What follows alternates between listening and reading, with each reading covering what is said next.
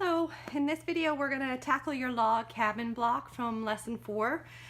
So presumably you've already cut all your fabrics in class. I've just kind of spread everything out here just sort of roughly as it's all going to go together. You can see you've got your 2.5 square of your fat quarter 5 in the center. Next to that is your 2.5 inch square of fat quarter 1, and then of course all your fat quarter 1 pieces are on the left side here, and then you've got all of your fat quarter 3 pieces on the right side here. And the way that we put this together is sort of just in a clockwise motion. So you start with your 2.5 inch squares, and then you're going to put your 2.5 by 4.5 of fat quarter 1, then your 2.5 by 4.5 of fat quarter 3, then it's our 2.5 by 6.5, 2.5 by 6.5, 8.5, 8.5, followed by 10.5.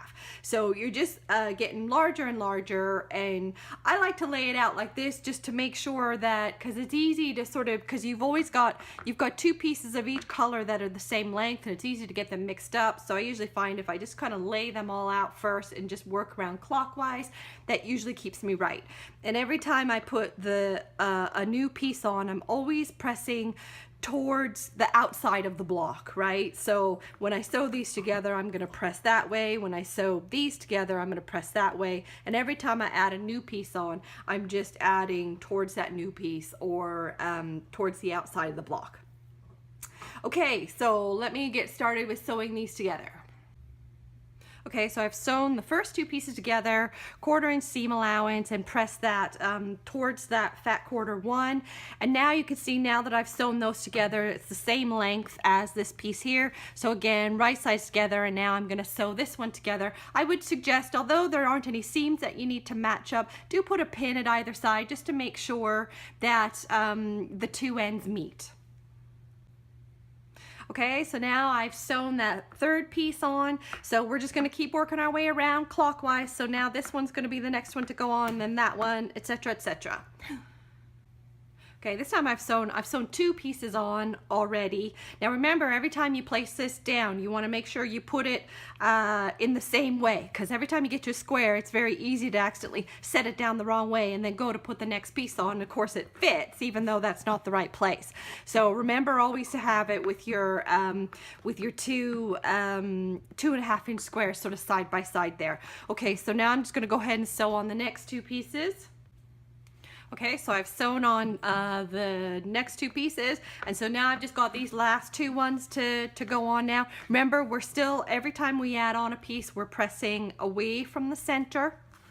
And remember also, you know, even as this gets larger and larger, every time you go to sew on this next piece here, it should be the same length as what you've got there. And if it's not, you still need to keep kind of working on your seam allowance until it is every single time. And that's one of my favorite things about log cabin block, is you can kind of keep checking yourself as you go along and making sure that your seam allowance is correct. Okay, I'm going to sew these last 2 on. Okay, so now I've got the whole log cabin block is put together. Now the log cabin block, for where it's going in the quilt, it isn't quite big enough at the size that we've made it. So what we're going to do is we're just going to add some spacers around it. So you've got your 1.5 by 10.5 and your 1.5 by 12.5 of background fabric. So we're going to sew the 1.5 by 10.5 to the sides, press those seams out, and then we're going to sew the 1.5 by 12.5 to the top and bottom and press those out.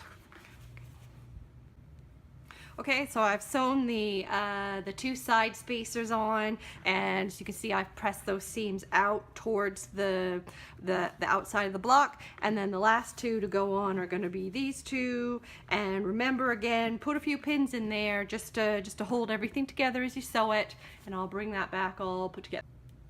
And there we go, that's our completed log cabin block. I've just put those last 2 background strips on, and that one is all finished and good to go into the quilt.